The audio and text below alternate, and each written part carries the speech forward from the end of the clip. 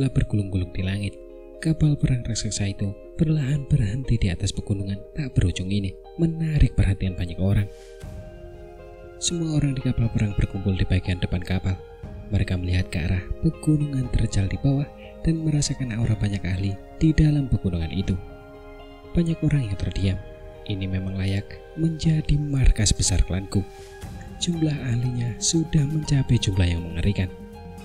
Semua orang di sini adalah tamu penting dari klanku. Silahkan lanjutkan. Banyak orang menanggapi dengan sopan setelah mendengar suara tua itu bergema di seluruh kapal perang. Setelah itu, mereka menggerakkan tubuh mereka dan bergegas turun dari kapal perang sebelum terbang menuju gugusan bangunan di tengah pegunungan. Tempat itu adalah tempat klanku akan menerima mereka. Xiaoyan berdiri di bagian depan kapal, tetapi dia tidak bergerak.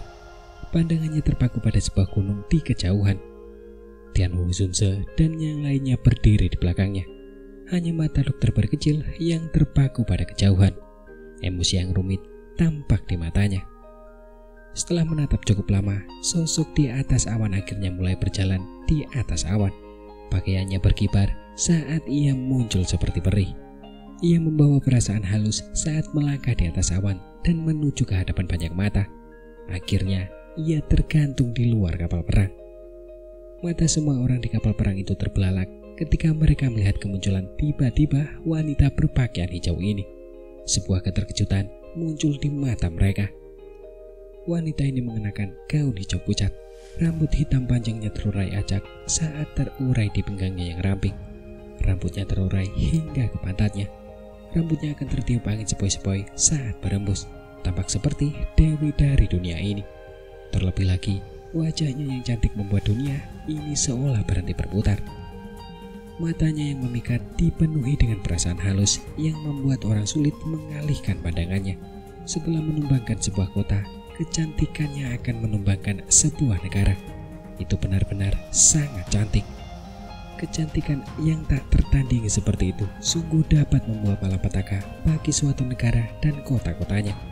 Dihadapkan dengan wanita seperti itu yang tampaknya lahir dari aura spiritual dunia, seorang pria yang sempurna sekalipun akan merasa malu di hadapannya. Seolah-olah orang seperti itu tidak dapat ditemukan di dunia ini. Senyum lembut perlahan muncul di wajah Xiaoyan saat dia mengamati wajahnya dengan keakraban yang mendalam. Wanita berpakaian hijau itu menampakkan senyum di depan banyak mata. Sosoknya yang cantik bersinar dan muncul di kapal perang. Setelah itu, suara lembut terdengar di samping telinga Xiaoyan. "Kakak Xiaoyan," ucap Sunar. Bentuk sapaan yang familiar itu bagaikan palu berat yang menghantam bagian terlemah di hati Xiaoyan dengan kejam. Ia merasakan dorongan untuk memeluk orang di depannya dengan kasar. "Gadis kecil, kau semakin cantik saja," ucap Xiaoyan. Xiaoyan menahan dorongan itu dengan kuat. Ia tertawa pelan, mengulurkan tangannya, dan mengusap kepala Sunar di depan tatapan tercengang para prajurit dari pasukan teredam hitam. Guzen menatap wanita itu yang telah memperlihatkan senyum yang indah. Namun, dia hanya memberikan senyum pahit. Dia menyadari bahwa senyum seperti ini adalah sesuatu yang telah berkembang karena orang ini. Tampaknya hanya ketika dia berada di depan orang ini, dewi wanita yang acuh tak acuh ini benar-benar memperlihatkan emosi seperti wanita muda. Si kecil ini benar-benar telah terpikat pada dewi dari klanku. Tidak heran orang-orang dari klanku memperlakukannya seperti itu. Namun, si kecil ini benar-benar terlalu hebat. Ucap pemuda berwajah lembut dari klannya menyaksikan pemandangan ini dari sudut kapal perang. Wajahnya tampak sadar, dipenuhi dengan kekaguman. Itu tidak akan mudah.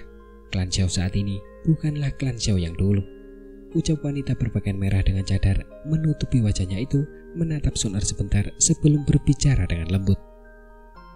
"Jangan remehkan Xiaoyan. Mampu melangkah ke tahap ini, di mana kita pun harus memandangnya dengan serius. Dari klan garis keturunan yang terbuang, bukanlah sesuatu yang bisa dicapai oleh orang biasa. Bukan tidak mungkin bagi klan Xiao untuk maju karena dia," ucap Huo Xuan tertawa dan berbicara dengan acuh tak acuh. Beberapa orang di sampingnya tanpa sadar mengangkat alis mereka ketika mendengar Huo Xuan memuji Xiaoyan. Namun, mereka tidak mengatakan apa-apa. Namun jelas bahwa mereka tidak benar-benar mempercayai kata-katanya. "Kakak Shoyen, bisakah kamu menemani Sun-er berjalan-jalan?" ucap Sun-er. Sun-er mengenang masa lalunya bersama Shoyen sebentar sebelum tersenyum dan bergerak. Setelah itu, ia bergegas menuju pegunungan. Shoyen di belakangnya perlahan menarik nafas. Ia menyadari bahwa alasan Sun-er menunjukkan dirinya kepadanya adalah karena ia ingin menunjukkan tekadnya kepada beberapa orang di klanku. Karena gadis ini telah bertindak tanpa rasa takut, Shoyen tentu saja tidak akan bertindak pengecut. "Baiklah, kalau begitu, izinkan aku melihat seberapa hebat klanku ini," ucap Shoyen. Rasa bangga membuncah dalam hati Shoyen saat ia menatap pegunungan yang terus-menerus tampak dipenuhi aura kuno. Ia tertawa keras, melambaikan tangannya, dan memimpin kelompok dokter peri kecil keluar dari kapal perang. Setelah itu, ia dengan cepat mengejar Sun-er. Namun, persepsi jiwa Shoyen yang tajam menangkap sebuah mata yang sangat kuat yang menyapu tubuhnya saat ia meninggalkan kapal perang. Semua mata itu mengandung tekanan yang sangat kuat, seolah-olah bahkan ruang di sekitarnya telah diam pada saat ini. Ekspresi Shoyen menjadi suram saat dia merasakan perubahan di sekitarnya. Orang-orang dari klanku ini benar-benar ingin memberinya pelajaran dengan kejam. Api panas tiba-tiba meledak di langit pada saat itu. Gelombang api yang menakutkan menyebar dengan gemuruh dengan Shoyen di tengahnya. Suhu yang menakutkan itu menyebabkan sejumlah orang di kapal perang menunjukkan ekspresi terkejut. Api surgawi yang luar biasa. Wanita berpakaian merah bernama Huozi itu memperlihatkan perasaan aneh di matanya. Dia menatap tajam ke arah sosok di dalam gelombang api itu. Pada saat yang sama, segel api di antara alisnya juga menjadi semakin panas. Api berkobar dan menyebar. Ruang yang sunyi di sekitarnya tiba-tiba terbelah saat ini. Shoyen melangkah bersama api dan melayang tinggi di langit. Pandangannya tertuju pada titik tertentu di dalam pegunungan. Pemilik tatapan ini sangat kuat, namun sungguh mimpi yang menggelikan jika mereka ingin mengandalkan tekanan yang tergantung di mata mereka untuk menekan Shoyen. Seruan terkejut terdengar dari pegunungan setelah mereka menyaksikan Shoyen menghancurkan ruang beku mereka dengan cara yang begitu mudah. Lancang sekali. Para tetua, apa kalian tidak tahu apa itu etiket? Menyerang saat bertemu tamu dari klanku. Apa kalian mencoba membuat orang lain berpikir bahwa klanku kita penuh dengan orang barbar? Ucap Sun-er. Tubuh Sun-er yang menawan bersinar dan muncul di samping Shoyen saat gelombang api melonjak. Matanya yang cerah tampak sedingin saat dia memandang ke arah pegunungan. Suaranya yang dingin dan acuh tak acuh bergema. Kata-kata nona muda terlalu serius. Kami sudah lama tidak bertemu dengan anggota klan Xiao. Sekarang setelah bertemu dengannya, kami juga bersemangat dan ingin menguji kekuatannya, ucap sosok tua itu di pegunungan. Sesaat kemudian, sosok tua perlahan muncul di langit setelah kata-kata Sun-er baru saja terdengar. Orang ini mengenakan jubah abu-abu, wajahnya dingin, tegas, dan juga kuno. Matanya mengandung rasa tidak bersahabat saat dia melotot ke arah Shoyen. Shoyen menatap lelaki tua berjubah abu-abu yang muncul. Jelas bahwa dia adalah salah satu dari mereka yang menyerangnya sebelumnya. Dusun bintang 8, gumam Shoyen. Tatapan Shoyen menyapu lelaki tua berpakaian abu-abu itu. Sebuah fluktuasi melintas di matanya. Dia tertawa dingin dalam hatinya. Tampaknya ada cukup banyak orang di dalam klanku yang membencinya. Perjalanan ke klanku ini tidak akan mulus. Penatua Kukian, hari ini adalah hari klanku menerima tamu. Tindakanmu ini agak keterlaluan. Pergilah, jangan melakukannya lagi. Suara samar perlahan menyebar dari dalam pegunungan sebelum akhirnya bergema di langit. Baiklah, Kukian dengan hormat menangkupkan kedua tangannya ke bagian terdalam pegunungan saat mendengar kata-kata ini. Setelah itu, dia membungkuk kepada Sun-er dan melirik Shoyen dengan acuh tak acuh. Kemudian dia berbalik dan bergegas ke bagian terdalam pegunungan. Sun-er memperhatikan Kukian pergi sebelum berbalik untuk bertanya dengan lembut. Kakak Shoyen, kamu baik-baik saja? Ucap Sun-er. Aku baik-baik saja. Shoyen tersenyum dan menggelengkan kepalanya. Kakak Shoyen, apakah kau sekarang tahu mengapa Sun-er tidak ingin kau datang ke klanku sebelumnya? Ucap Sun-er. Ia tidak menyangka orang-orang tua yang sok tahu ini tidak dapat mengendalikan diri. Mereka telah berpikir untuk menyerang dan menghalangi Xiaoyan begitu ia tiba di klanku. Xiaoyan tersenyum. Dia tentu tahu bahwa Sun Er tidak ingin dia datang ke klanku untuk diolok-olok.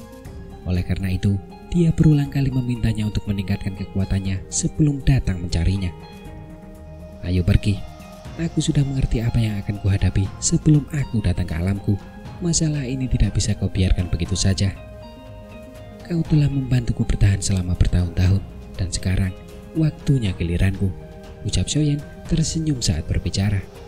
Dengan kekuatannya saat ini, dia memang memiliki kualifikasi untuk mengucapkan kata-kata ini. Jika tetua Guqian menyerang lebih awal, Xiaoyan tidak akan membiarkannya mendapatkan keuntungan sedikit pun. Sun Er sedikit terkejut saat mendengar suara lembut Xiaoyan. Dia tersenyum manis. Dia memang telah membantu Xiaoyan menunda klanku untuk waktu yang lama. Untungnya, dia yang sekarang telah menundanya hingga Xiaoyan benar-benar telah tumbuh. Xiaoyan yang sekarang sudah memiliki kemampuan untuk menanggung semua ini bersamanya. Di kejauhan pegunungan, sosok itu berdiri dengan kedua tangan di belakang punggungnya di atas gunung yang curam.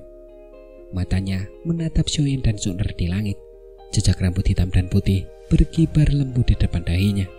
Sepasang mata dingin seperti iblis terlihat di balik rambutnya. Xiaoyan ini akhirnya datang. Tiba-tiba terdengar suara tawa yang aneh. Sementara seorang laki-laki berjubah perak muncul secara aneh dari belakang. Guyao, sepertinya hubungan Sun Er dan dia cukup baik. Apakah kamu tidak berniat menyerah? Ucap pria berjubah perak itu menatap pria berambut hitam putih di depannya dan menggodanya.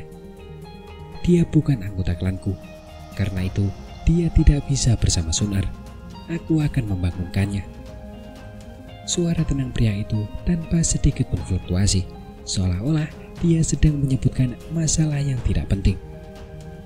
Bagaimana kalau dia bersikeras tidak pergi? Ucap pria berjubah perak itu tertawa. Mata lelaki itu terangkat sedikit saat dia bergumam. Kalau begitu, biarkan dia mati, ucap Guyao. Setelah tetua bernama Guqian diperintahkan mundur, mata Sun Er yang cerah sekali lagi menyapa pegunungan yang luas. Mereka akhirnya berhenti di sebuah gunung hijau. Dia bisa merasakan niat membunuh yang sangat samar namun sangat dingin. Guyao, kalau kau berani melakukan hal aneh, aku tidak akan pernah membiarkanmu pergi, ucap Sun Er mengebalkan tangannya erat-erat. Ekspresi marah terpancar di kedua matanya yang cantik. Ayo pergi, kakak Xiaoyan, ucap Sun Er perlahan sembari menahan gejolak dalam hatinya. Dia menoleh ke Xiaoyan di sampingnya hanya untuk menyadari bahwa tatapan matanya juga tertuju pada titik di mana tatapannya terhenti sebelumnya. Orang yang sangat kuat, ucap Xiaoyan berkata dengan lembut. Dengan persepsi spiritualnya yang luar biasa, dia bisa merasakan aura yang sangat samar namun berbahaya menyebar dari gunung itu. Terlebih lagi, aura ini jelas-jelas menargetkannya.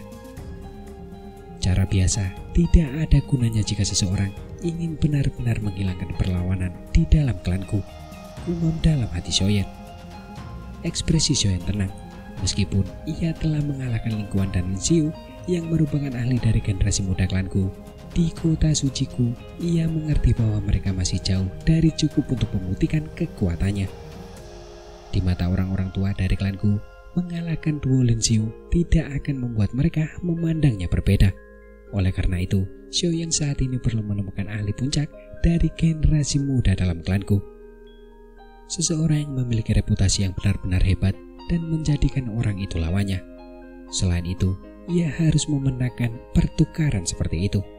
Jika tidak, anggota klan dalam klanku yang tetap netral mungkin mulai menentangnya. Karena itu, dia tidak boleh gagal. Jelaslah bahwa kelompok Lin Xiu tidak memiliki kualifikasi untuk disebut sebagai lawan seperti itu. Gu Zhen memiliki reputasi yang cukup hebat di dalam pasukan teredam hitam.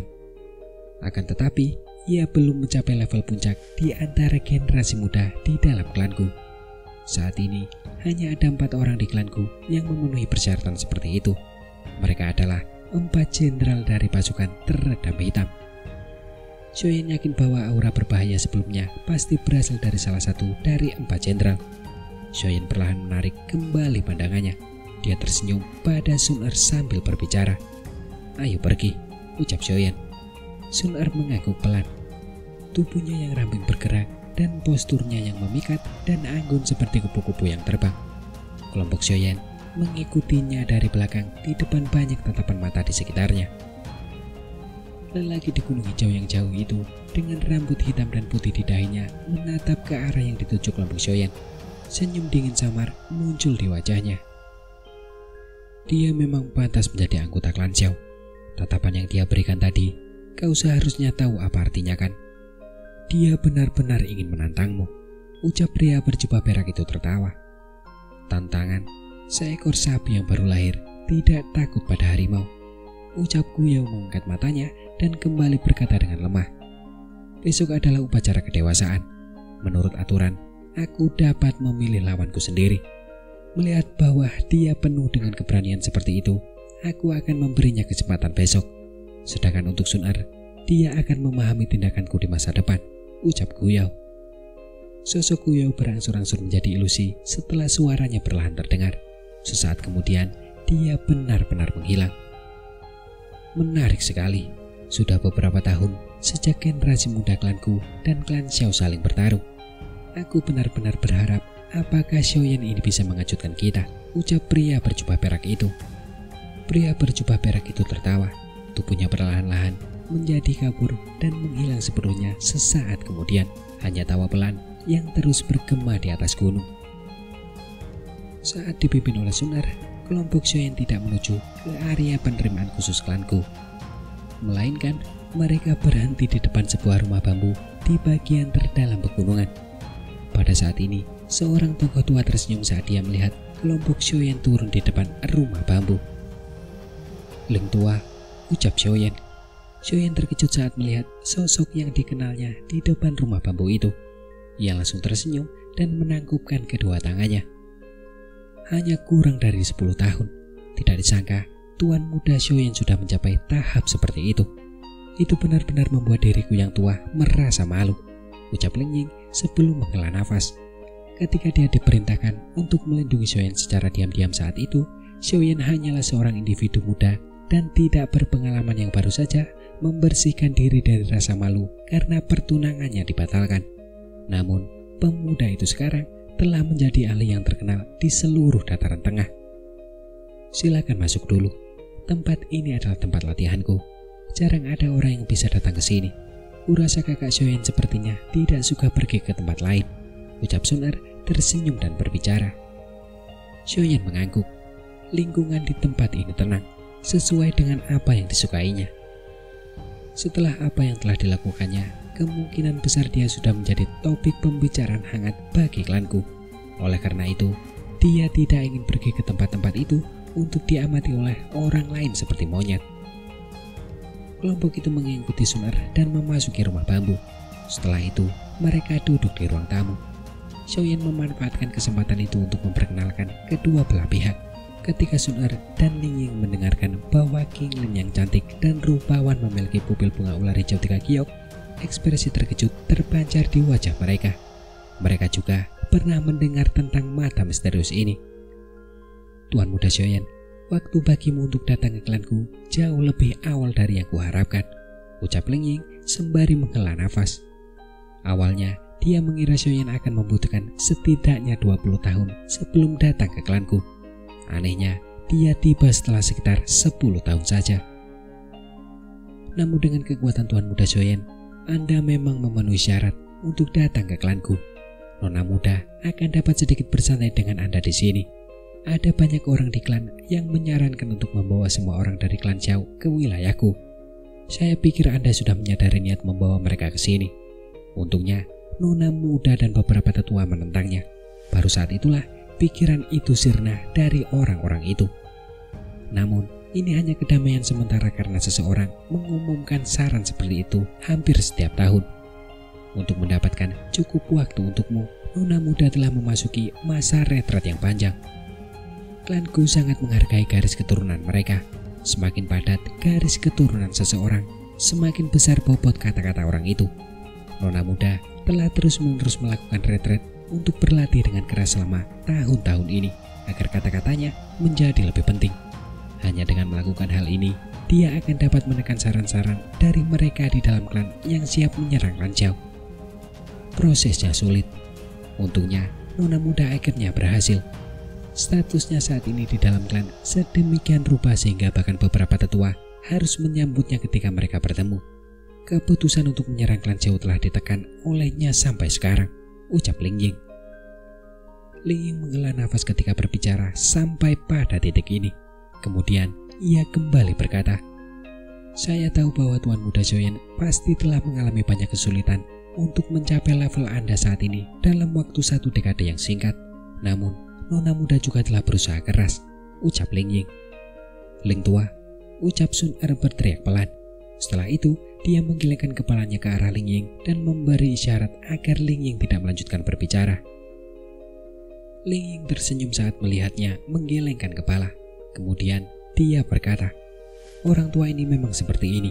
Aku tidak bisa mengendalikan mulutku," ucap Ling Ying. Xiaoyan tersenyum tipis. Matanya yang hitam pekat menatap sosok anggun yang dapat membawa bencana bagi negara dan kota itu. Ia dengan lembut memegang tangan Sun Er dan berkata dengan lembut, "Sudah sulit bagimu selama bertahun-tahun ini. Selanjutnya, aku yang akan menanggung semua ini di masa depan. Aku akan mengatasi tekanan dari klanmu," ucap Xiaoyan. Wajah Sun Er memerah saat merasakan kehangatan yang terpancar dari tangannya. Hatinya merasa sedikit senang. Tidak peduli seberapa kuat dia menunjukkan dirinya di depan anggota klannya, dia tetaplah seorang gadis. Hatinya memiliki kelembutan seorang gadis. Dia tampak puas bahwa usahanya selama bertahun-tahun dapat memperoleh kata-kata ini. Dia tidak berharap banyak. Meskipun dia memiliki bakat yang tak tertandingi dan garis keturunan yang kuat, dia sangat gigih dan bahkan keras kepala dalam hal-hal yang berhubungan dengan hatinya. Perasaan yang ia kembangkan saat masih muda telah terkubur dalam-dalam di dalam ingatannya. Perasaan itu perlahan-lahan berkembang seiring berjalannya waktu, menjadi lembut dan semakin pekat. "Kakak Xiaoyan, besok akan ada upacara kedewasaan dalam klanku. Upacara kedewasaan ini biasanya tidak ada hubungannya dengan tamu undangan. Namun, karena kamu adalah anggota klan Zhao dan juga keterlibatanku, upacara kedewasaan ini pasti akan melibatkanmu," ucap Sun Er mengernyitkan alisnya sedikit dan kembali berkata, "Menurut aturan, setiap anggota klan yang berpartisipasi dalam upacara kedewasaan akan dapat memilih seseorang untuk bertanding. Beberapa orang mungkin tidak akan dengan mudah melepaskan kesempatan yang adil seperti itu. Tentu saja, dengan kekuatan kakak Xiaoyan saat ini, tidak banyak orang yang bisa mengalahkanmu, bahkan di antara generasi muda klanku. Namun, ada 4 orang yang mungkin tidak termasuk," ucap Xiaoyan. "4 jenderal besar?" ucap Xiaoyan bertanya dengan lembut. "Benar, kekuatan keempat orang ini semuanya berada di level Dosun bintang 8 ke atas. Selain itu, mereka dikatakan sebagai eksistensi dengan peluang tertinggi untuk menjadi raja teredam hitam." Wajah Sun Er tampak muram saat dia kembali berkata, "Di antara mereka berempat, orang yang kemungkinan besar akan menargetkanmu adalah yang disebut Jenderal Iblis Guyao," ucap Sun Er. "Jenderal Iblis Guyao?" Xiaoyan bergumam pelan. Dia kemudian langsung berkata, "Orang yang tadi itu pasti dia kan?" ucap Xiaoyan. Sun Er mengangguk. Hatinya sedikit terkejut. Tidak disangka Xiaoyan bisa merasakan aura Guyao. Bakat Guyao luar biasa. Ia juga memiliki garis keturunan Dodi yang sangat kaya. Sebagian besar orang dalam klan berharap aku akan bertemu dengannya. Setengah tahun yang lalu, ia juga telah berinisiatif untuk menyampaikan hal ini kepada Dewan Tetua. Namun, ia ditolak olehku. Alasannya adalah karena kakak Xiaoyan," ucap Sun Er tertawa getir dan kembali berkata, "Mengingat karakternya, ia pasti akan mengincarmu selama upacara kedewasaan besok. Ia jelas mengerti bahwa jika ia mengalahkanmu dalam kesempatan seperti itu, mereka yang tetap netral di dalam klan akan condong ke pihaknya," ucap Sun Er. Xiaoyan mengangguk pelan. Cangkir teh di tangannya tiba-tiba membentuk riak-riak. Dia juga mengerti bahwa ini adalah kesempatan langka baginya. Jika dia kalah, anggota klanku tidak akan menganggapnya hebat. Namun, jika Guyao kalah, para tetua di klanku kemungkinan akan kesulitan mencari alasan untuk mencari masalah dengan hubungan antara Xiaoyan dan Sun Er di masa mendatang. Oleh karena itu, pertempuran dengan Guyao ini adalah persimpangan antara surga dan neraka. Suka atau tidak, mampu atau tidak, dia tidak bisa kalah dalam pertarungan ini. Waktu berlalu, langit malam bagaikan air yang menyebar di daratan. Cahaya bulan yang sejuk berhamburan ke bawah dan menutupi seluruh pegunungan dengan lapisan benang perak. Di tengah pegunungan, sekumpulan bangunan berdiri satu demi satu. Bangunan-bangunan itu seperti banyak binatang purba yang berdiri di bawah sinar bulan, memancarkan jejak aura kuno. Pada saat ini, aula-aula ini terang benderang. Beberapa hari ini adalah masa perayaan bagi klanku dan banyak tempat yang terang benderang dan dihiasi dengan baik. Suasananya penuh dengan kegembiraan. Tampak sangat tenang di pegunungan yang jauh dari aula-aula kuno yang megah ini. Tanpa kebisingan, tempat ini seperti kediaman seorang petapa. Suasananya tenang dan sunyi. Sosok seputih salju berdiri di puncak gunung dengan anggun. Matanya yang cantik menatap lorong-lorong yang terang benderang tanpa mengeluarkan suara apapun. Tidak seorang pun tahu apa yang sedang dipikirkannya. Kamu tidak istirahat. Tiba-tiba terdengar suara lembut di puncak gunung. Sosok berpakaian hijau berjalan keluar dari hutan. Cahaya bulan menyinari wajahnya yang anggun, membuatnya tampak sangat mempesona. Ini adalah alamku. Sebenarnya tidak ada bedanya dengan dunia luar, ucap sosok berpakaian putih itu menoleh dan menatap Sun-Er yang berjalan perlahan. Tekanan yang harus dihadapi di sini jauh lebih besar daripada di dunia luar. Klanku bergantung pada kekuatan garis keturunannya, namun tempat ini juga menjadi sunyi karenanya. Pegunungan suciku ini adalah tanah suci di hati semua warga keturunan alamku. Setiap beberapa tahun, banyak sekali warga keturunan yang akan membawa keturunan mereka ke tempat ini dengan harapan akan ada seseorang dari garis keturunan yang kuat di antara mereka. Setiap kali akan ada beberapa orang yang bersuka cita, tetapi kebanyakan dari mereka berakhir dengan kekecewaan yang tak berujung. Selama tahun-tahun ini, aku telah melihat banyak yang tidak dapat menerima pukulan karena mengetahui bahwa garis keturunan mereka telah terbuang sia-sia. Mereka akhirnya bunuh diri di tempat itu, ucap Sun-Er. Mata cantik Sun-Er tampak jauh saat dia melihat aula yang terang benderang. Suaranya yang lembut mengandung ketidakberdayaan yang meresap jauh ke dalam tulangnya. Karena kuat, tentu saja ada harga yang harus dibayar, ucap dokter peri kecil mengangguk pelan dan menjawab dengan lembut. Sun-Er menghela nafas. Dia tentu saja mengerti hal ini. Ini adalah harga yang harus dibayar klanku untuk kekuatan besarnya. Sun-Er jelas tidak ingin terlalu terlibat dalam topik ini. Dia menoleh dan menatap wajah cantik yang lembut di sebelahnya sambil berkata, "Terima kasih banyak untuk semua tahun-tahun ini," ucap Sun-Er. "Apakah yang kau maksud adalah Xiaoyan?" "Aku sudah terbiasa dengan itu. Aku merasa cukup senang bisa membantunya di sisinya," ucap dokter peri kecil. Ia tidak banyak bersembunyi di depan garis ini yang menyadari isi hatinya. Dia tertawa dengan bebas dan santai. Setelah itu, dia melirik Sun-Er dan berkata, "Kau seharusnya tidak melakukan sesukamu dan mengucapkan kata-kata sembarangan. Aku menyukai perasaan saat ini dan tidak ingin mengubah apapun," ucap dokter peri kecil. "Namun, dia akan tetap bersikap keras kepala jika kamu tidak mengatakan apapun," ucap Sun-Er berbicara sambil tersenyum. Dokter peri kecil tidak berkomentar. Dia melirik Sun-Er sebelum tiba-tiba berkata, "Menurutku, kamu juga harus menyadari beberapa hal yang berhubungan dengannya kan?" ucap dokter peri kecil. "Apa maksudmu?" ucap Sun-Er mengangkat wajah cantiknya dan bertanya. Dokter peri kecil ragu-ragu sejenak, namun tidak mengatakan apapun. "Apakah yang kau maksud adalah Medusa atau mungkin Cailin?" ucap Sun-Er mengangkat kepalanya sedikit. Matanya yang cantik menatap langit yang dipenuhi bintang. Perasaan yang tidak diketahui hadir di matanya. "Kau memang menyadarinya. Kenapa kau bersikap seolah-olah kau tidak menyadari apapun di depannya?" ucap dokter peri kecil sebelum mendesah. Dengan kemampuan mengumpulkan informasi dari klanku dan status Sun-Er saat ini di klanku, yang perlu ia lakukan hanyalah membuka mulutnya dan cukup banyak orang yang akan menyampaikan hubungan antara Cailin dan Xiaoyan kepadanya. "Memangnya kenapa kalau begitu? Jangan bilang kalau aku harus marah di depannya dan menyuruhnya membunuh Cailin, ucap Sunar mengerutkan bibir kecilnya. Sudut mulutnya melengkung membentuk lengkungan yang dangkal dan memikat. Sepertinya dia ingin tersenyum tetapi akhirnya mendesah pelan. Kemudian dia bergumam, "Sebenarnya aku pusing memikirkan masalah ini. Orang lain hanya berharap aku akan meninggalkannya dan bahkan membencinya karena masalah ini. Namun aku sadar bahwa ini tidak mungkin. Dan kalau begitu masalahnya, mengapa aku harus membuat diriku tidak bahagia?" ucap Sunar. Sunar melirik dokter peri kecil saat dia selesai berbicara sebelum dia kembali berkata, "Aku menunggunya mengambil inisiatif untuk mengemukakan masalah ini.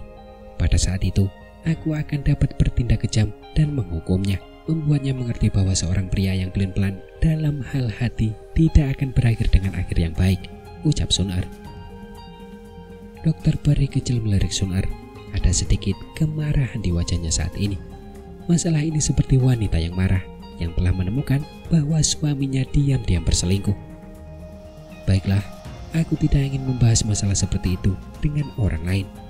Besok adalah upacara kedewasaan klanku. Kau juga harus beristirahat lebih awal.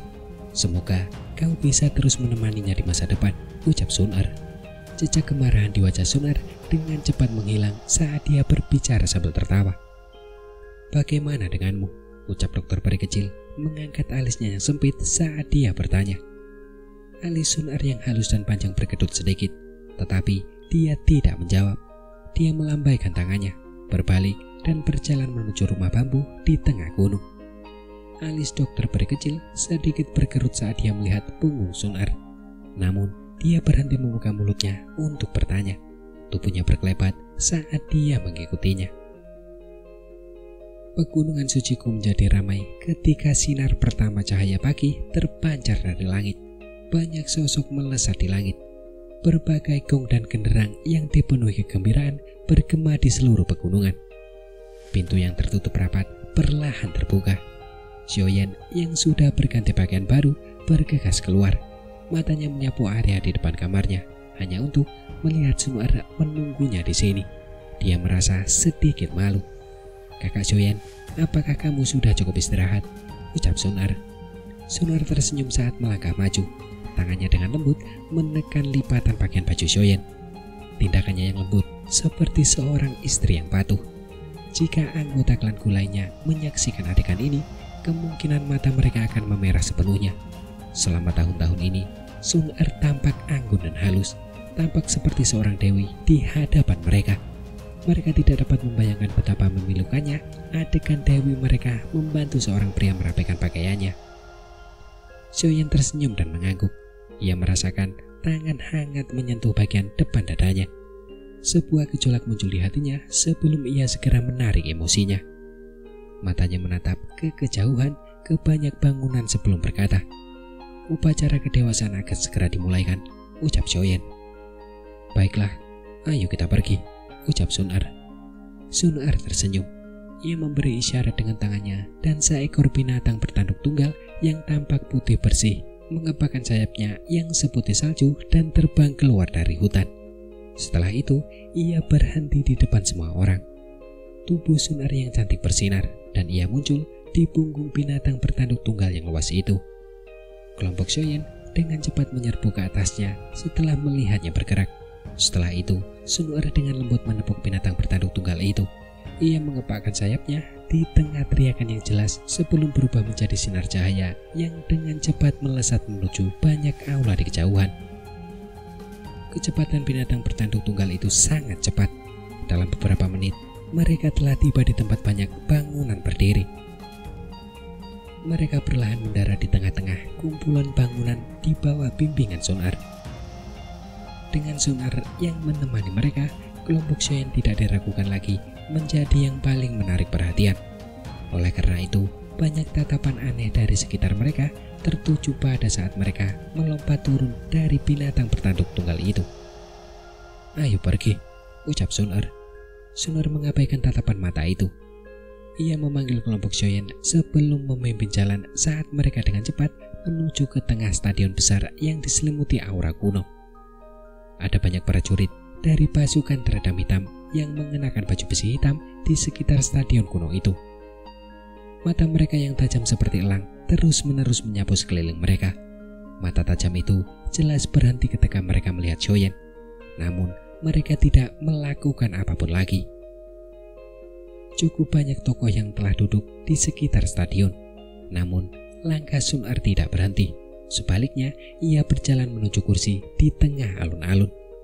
Kelompok Xiaoyan di belakangnya ragu-ragu sejenak sebelum mengikutinya.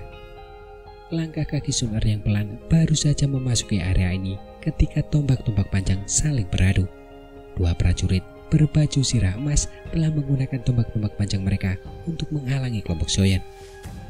Ekspresi Sun Er langsung berubah saat mendengar suara yang memekakan telinga ini. Kemarahan perlahan muncul di dalam hatinya. "Minggir," ucap Sun Er. Kedua prajurit berbaju sirah emas itu terkejut ketika mendengar suara sedingin es terdengar di dekat telinga mereka. Mereka nampak sedikit ragu. "Nona muda, tidak perlu mempersulit mereka. Daerah ini adalah tempat khusus. Siapapun yang tidak diundang secara khusus oleh klan tidak diizinkan masuk, harap dipahami." Tawa samar perlahan terdengar. Xiaoyan yang tenang menyapukan pandangannya ke sekeliling dan menemukan seorang lelaki tua dengan kedua tangan di belakang punggungnya. Lelaki tua ini mirip dengan Kukian. Dari para prajurit berbaju sirah emas di wilayah ini, Xiaoyan menyadari bahwa tempat ini kemungkinan merupakan daerah khusus. Ia tidak terlalu tertarik dengan daerah seperti itu. Namun, Sun Er tidak berpikir seperti itu. Karena Xiaoyan telah datang ke klanku, wajar saja jika ia harus memberinya keramah tamahan terbaik. Tempat ini sedikit menarik perhatian, dan Sun Er juga hadir. Oleh karena itu, banyak mata langsung tertuju ke sana. Akhirnya, mereka berkumpul di Xiaoyan. Cukup banyak mata dari mereka yang mengandung keceriaan. "Nona muda, kakak laki-laki benar. Meskipun Xiaoyan adalah teman baikmu, dia belum memenuhi persyaratan." Sebuah suara dari samping terdengar, dan itu adalah tetua Kukian yang menyerang Xiaoyan saat itu. Wajah Sun Er sedingin es. Matanya yang cantik samar-samar mengandung api keemasan di dalamnya.